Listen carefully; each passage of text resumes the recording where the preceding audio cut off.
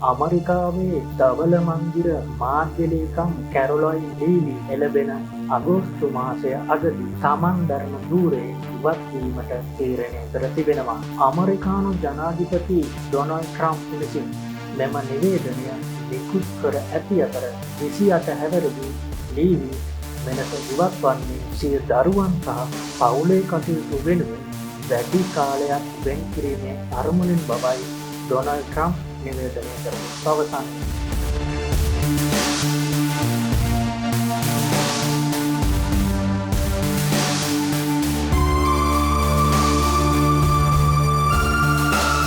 පසුගිය මැයි මාසයේදී සිය දෙවන දිනයේදී උපතින් පසුව මාතෘ නිවාඩු ලබා නැවත සේවයට පැමිණි ලීවි සඳහන් කරන්නේ මෙම ධූරයේ පවතින අධික කාර්යබහුලත්වය හමුවේ කුඩා දරුවන් දෙදෙනා වෙනුවෙන් අවශ්‍ය කාලය සහ අවධානය ලබා දීම අතිශය අභියෝගාත්මක බවයි. එමෙන්ම මෙම තීරණය තමන් හදවතින්ම ගත් අසීරු මෙන්ම දුමිහිරි තීරණයක් ලෙසද ඇය විස්තර කර සිටිනවා.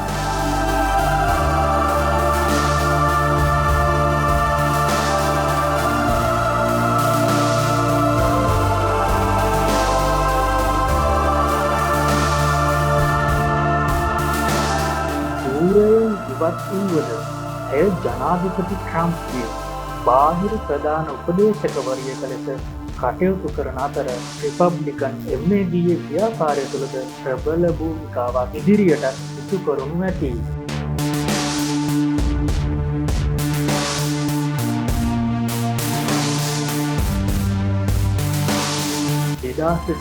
ජනවාරි මාසයේදී ට්‍රම්ප්ගේ දෙවන ධූර කාලය ආරම්භයක් සමග මෙම තනතුරට පත් වූ ලීවි වයස අවුරුදු 27 අමරිකානු ඉතිහාසයේ ධවල මන්දිර මාධ්‍ය ලේකම් ධූරයට පත් වූ ලාබාලතම තැනැත්තිය බවටද පත් වුණා.